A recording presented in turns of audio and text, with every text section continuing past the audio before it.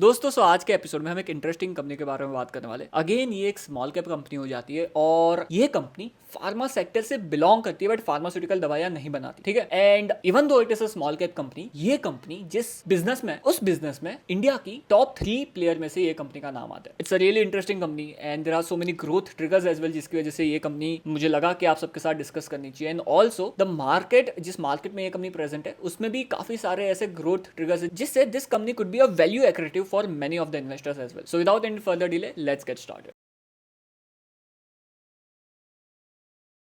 Hello guys, my name is Pratik. I hope you are doing well. And first of all, I want to discuss about the GST reforms जो India में हुए. And this is really good news for to be honest because government का total focus है कि India में private consumption कैसे बढ़ाए. And because of that, अगर आप देखो तो जो income taxes है वो भी काफी हद तक कम किए. And secondly, इसके वजह से जो income tax reform भी हुए थे जहाँ पर 12-13 लाख तक के income तक there is zero tax, which is also will boom the private consumption. And also ये जो GST reform हुए जहाँ पर सिर्फ 2 स्लैब्स है जहां पर GST in general services and goods पे कम किए गए. And this is really good news, जिससे इंडिया में प्राइवेट कंजम्पशन बढ़ेगा, लोगों के हाथ में ज्यादा पैसा रहेगा जो इकोनॉमी को बूस्ट करने में हेल्प करेगा. So what I personally think is that जो भी सारी चीजें चाहिए इकोनॉमी को फिर से बैक ऑन ट्रैक लाने के लिए, all those things are on place right now and it's the matter of time कि फिर से जो हमारा इकोनॉमी है वो अच्छा करने लगेगा. And maybe the market will reflect the same thing as well in next coming quarters. So I am really excited कि कैसे आगे जाके हमारी इकोनॉमी ग्रो होती है एंड हमारा मार्केट उस इकोनॉमी की ग्रोथ से कैसे रिएक्ट करता है and all those things. And because of this GST reforms काफी सारे ऐसे सेक्टर्स हैं जिनको बहुत ज्यादा बेनिफिट हो सकता है. सो द फर्स्ट सेक्टर जो सबसे ज्यादा बेनिफिट करेगा for the companies as well and for the policy buyers as well, जो हो जाता है life and health insurance policies, जहां पर पहले जो 18% का जीएसटी लगता था वो जीरो कर दिया. सो 22 सितंबर के बाद अगर आप लाइफ या फिर हेल्थ इंश्योरेंस लेने जाओगे आपको जीएसटी नहीं देना पड़ेगा. तो इवेंचुअली जो कॉस्ट रहेगा वो काफी हद तक कम हो जाएगा अगर कंपनीज ने ये कॉस्ट बेनिफिट कस्टमर्स को पास ऑन करने का डिसाइड किया तो. And it was long due to be honest, क्योंकि life and health insurance are the products जिसकी हर एक सिटीजन या फिर हर एक पर्सन के पास ये दोनों प्रोडक्ट्स होने चाहिए. And the adoption is not that good in India, the penetration is not that good in India, क्योंकि ये पुश प्रोडक्ट हो जाते हैं, राइट. बहुत कन्विंस करना पड़ता है कि आप ले लो, इट्स इंपॉर्टेंट, बट लोग डिले करते रहते हैं लाइफ एंड हेल्थ इंश्योरेंस लेने के लिए. So if you are one of them and अगर आपको भी लाइफ एंड हेल्थ इंश्योरेंस चाहिए तो please please please do take it. And 22 सितंबर के बाद लोगे तो आपको शायद जो प्राइस है वो कम पे करना पड़ेगा. So that is really great and इससे अडॉप्शन बढ़ेगा जिससे health and life insurance companies को फायदा हो सकता है. तो HDFC life, ICICI Prudential life insurance company and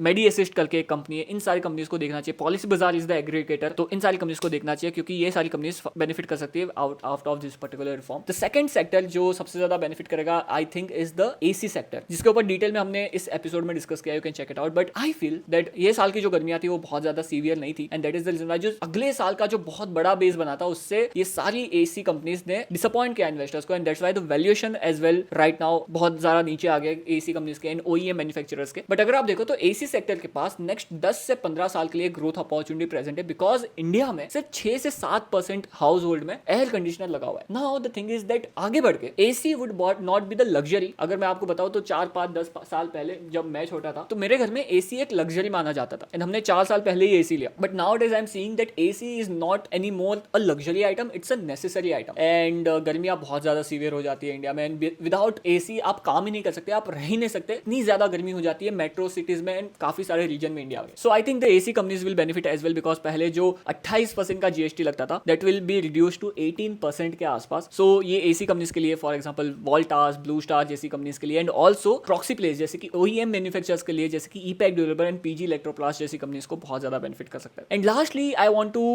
discuss the automobile sector because automobile sector आप छोटी गाड़ी ले रहे हो या फिर बड़ी गाड़ी ले रहे हो, आपको मोटा मोटा 10 से 12% का टैक्स बेनिफिट तो मिलेगा. सो गाड़ियां सस्ती हो जाएगी जिससे जो मेजर ऑटोमोबाइल कंपनीज है जिसमें ट्रैक्टर का भी एक कंट्रीब्यूशन है बिकॉज ट्रैक्टर में भी काफी सारे टैक्स बेनिफिट मिले. सो यहाँ पर महिंद्रा एंड महिंद्रा जैसी कंपनीज को, मारुति सुजुकी जैसी कंपनीज को बहुत ज्यादा बेनिफिट हो सकता है. And I would like to play this particular sector by proxies. So SJS Auto, Pricol and Lumax industries जैसी कंपनीज को आप देख सकते हो. सो ये थोड़ा मेरा कमेंट्री हो गया about the GST reforms and how it could benefit some of the sectors. Defence sector is also one of them, them जिसमें बेनिफिट मिल सकता है. Also cement sector is one of them जिसमें काफी सारे रिफॉर्म्स हुए हैं जिसकी वजह से बेनिफिट हो सकता है. एंड इसके ऊपर डिटेल में हम कभी किसी और वीडियो में डिस्कस करेंगे. अगर आपको ये वीडियो चाहिए तो let me know in the comment section below. And also member community में भी मैं एक डिटेल्ड टेक्स्ट फॉर्म में पीडीएफ फॉर्म में एक डिस्कशन डाल दूंगा जिससे आपको पता चल जाएगा कि कौन कौन से सेक्टर्स देखने चाहिए और उन सेक्टर्स में कौन कौन सी कंपनीज इंटरेस्टिंग लग रही है. राइट, सो ये हो गया जीएसटी रिफॉर्म्स के बारे में बात. So now move forward to the actual topic of this video जो हो जाती है Entero health care solution limited. ये कंपनी के बारे में डिस्कस करने वाले. ये कंपनी का मार्केट कैप हो जाता है अराउंड 5100 करोड़ के आसपास. And what makes this particular company interesting? तो ये कंपनी का बिजनेस मॉडल क्या है? बहुत ही ज्यादा सिंपल है. ये कंपनी दवाइयों की, मेडिकल सर्जिकल डिवाइसेस की डिस्ट्रीब्यूटर एंड मार्केटिंग का काम करती है. सो ये कंपनी खुद कोई दवाइयां नहीं बनाती. ये कंपनी खुद कुछ R&D में खर्चा नहीं करती. ये कंपनी का एक सिंपल काम है कि जो दवाइयां मैन्युफैक्चर हो रही है उनको लेना, उनको डिस्ट्रीब्यूट करना अच्छे से और उनको मार्केट करना अच्छे से. सिंपल सा बिजनेस है. Now the thing is that why this company is interesting and what is the growth trigger इस कंपनी के पीछे. सो अगर आप देखो तो इंडिया में I will share the data with you. And इस कंपनी के पास अराउंड नेक्स्ट 8 से 10 साल के लिए मिनिमम एक ग्रोथ अपॉर्चुनिटी प्रेजेंट है जो मैं आप सबके साथ डिस्कस करना चाहूंगा. तो over here this particular slide shows that why this particular opportunity exist in this particular market. So if you see जो डेवलप्ड कंट्रीज है जैसे कि यूएस हो गया, द डेवलपिंग कंट्री चाइना हो गया एंड जर्मनी. सो ये 3 कंट्रीज में आपको एक चीज दिखाई दे रही होगी कि जो टॉप 3 डिस्ट्रीब्यूटर है वो यूएस में अराउंड 90 to 95% मार्केट को कैटर करते हैं. एंड इफ यू सी 2015 से लेके 2020 में ये जो मार्केट शेयर गेन है वो अराउंड 5 से 10% से बढ़ा है. Right, same goes for China जहां पर चाइना में around 40 to 45% of market around top 4 players own करते हैं. एंड यहां पर भी अगर आप देखो तो 30 to 35% से 2015 में ये मार्केट था जो 40 to 45% मार्केट शेयर गेन किया है. ये टॉप 4 प्लेयर्स ने फार्मा डिस्ट्रीब्यूशन एंड मार्केटिंग के बिजनेस में. राइट, नाउ जर्मनी की बात कर लेते हैं हम इंडिया को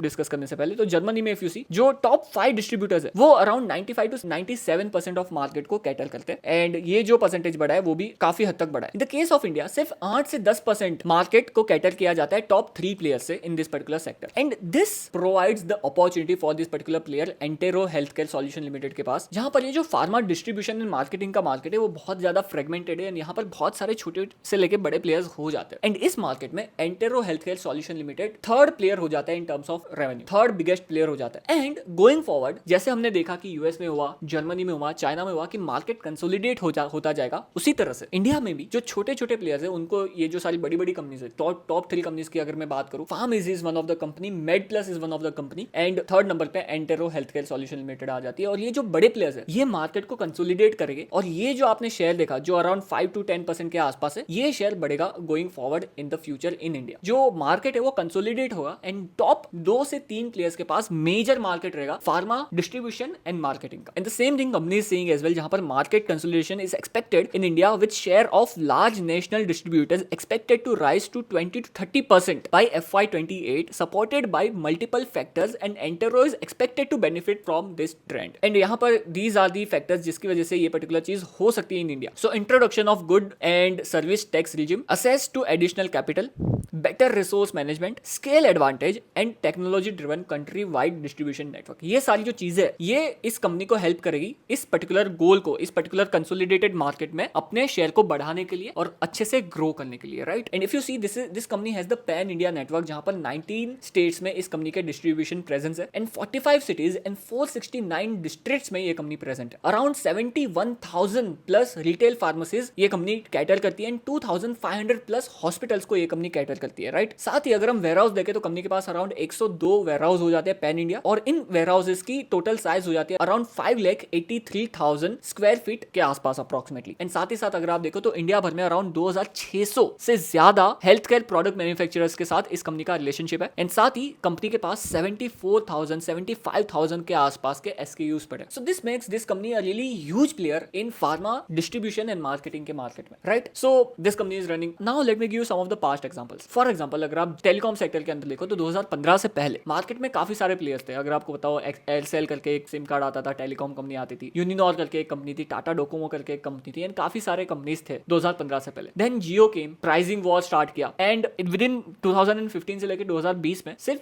2 कंपनीज इस मार्केट, इस प्राइसिंग वॉर को सर्वाइव कर पाई, Jio and Airtel. Vodafone Idea is also running right now but we all know that क्या हाल है वोडाफोन आइडिया का. सो राइट नाउ अगर आप देखो तो टेलीकॉम सेक्टर में एक डियोपोली हो गई है जहां पर top 2 players Jio and Airtel पूरे मार्केट को कैटर कर रहे हैं. And now even though we don't want but हमारे पास बहुत ज्यादा ताकत नहीं है, कस्टमर्स के पास बहुत ज्यादा ताकत नहीं है. अगर एयरटेल एंड जियो ने डिसाइड किया कि हम प्राइसेस को बढ़ाना चाहते हैं तो हम कुछ नहीं कर सकते. Right, and we all know that last few years में जो एयरटेल के प्राइस है उसने कैसे अच्छे से अपने इन्वेस्टर्स को रिवॉर्ड किया, राइट। एंड यही सेम चीज अप्लाई हो सकती है। सो जब भी किसी भी सेक्टर में फ्रेगमेंटेड मार्केट होता है और वो मार्केट जब कंसोलिडेट होने लगता है, तो जो टॉप 2 to 3 प्लेयर्स होते हैं उनके पास बहुत ज्यादा पावर आ जाती है, एंड जिसकी वजह से वो 2 से 3 कंपनीज, जो वो 2 से 3 टॉप प्लेयर्स अपने इन्वेस्टर्स को बहुत अच्छे से रिवॉर्ड कर सकते हैं। And this is what I am actually expecting from this particular company going forward, right. So that is there. And यहाँ पर आप देख सकते हो, तो for example in the case of cement company as well the consolidation is going on. So what is happening कि जो बड़ी बड़ी सीमेंट कंपनीज है वो छोटी छोटी सीमेंट कंपनीज को अक्वायर कर रही है। So there are two kind of growth जो ये company for Entero health care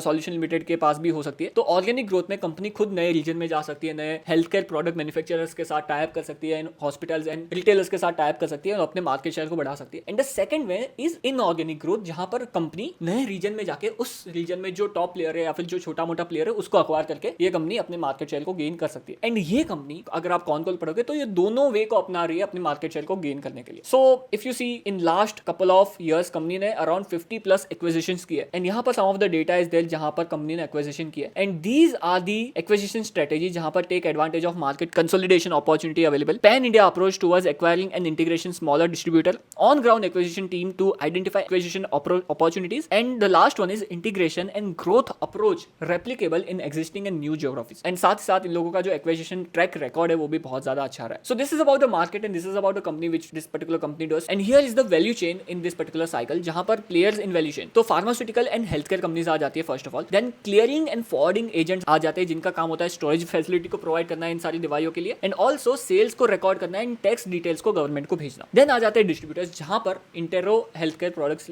solution limited काम करती है, जहां पर उनका काम होता है की supply points for particular area, distribution to retail and hospital pharmacies and inventory on order management, and last में आ जाते हैं retailers, hospitals and physicians. So this is the value chain of this particular company. And if you see that क्या margin ये सारी companies कमाते हैं, so यहाँ पर pharmaceutical and healthcare product manufacturer का मार्जिन अराउंड 40 से 60% के आसपास हो सकता है। So these are the top of the value chain players, right. Then C&F agents का जो मार्जिन रहता है वो बहुत ही ज्यादा कम रहता है, 2 to 4% के आसपास। जो डिस्ट्रीब्यूटर्स है उनका मार्जिन हो सकता है अराउंड 8 to 15% के आसपास, एंड जो रिटेलर्स एंड हॉस्पिटल्स एंड इनका मार्जिन अराउंड 20 to 40% के आसपास होवर करता है। अगर हम एंटेरो हेल्थकेयर प्रोडक्ट्स लिमिटेड का मार्जिन देखें तो इस कंपनी के मार्जिन हो जाता है अप्रोक्सीमेटली 3 से 4% के आसपास, एंड मैनेजमेंट का गाइडेंस है that going forward because of the operating leverage, and right now company is acquiring new companies, and that is the reason why balance sheet में कंपनी के बैलेंस शीट में goodwill बहुत ज्यादा बढ़ गई है, जिसकी वजह से कंपनी कैश फ्लो भी नेगेटिव कमा रही है, राइट नाउ अगर आप देखो तो कंपनी के कैश फ्लो पॉजिटिव नहीं है, बट गोइंग फॉरवर्ड कंपनी का गाइडेंस है दैट कंपनी अपने ऑपरेटिंग प्रॉफिट मार्जिन को इंप्रूव करेगी because of the better cost management and also because of the operating leverage. So this is the value chain of the company. And साथ ही अगर हम health care products distribution market overview की बात करें तो ये मार्केट अराउंड 10 से 11% के CAGR से ग्रो हो रहा है, एंड जो टोटल एड्रेसेबल मार्केट है इस कंपनी के पास वो हो जाता है $33 बिलियन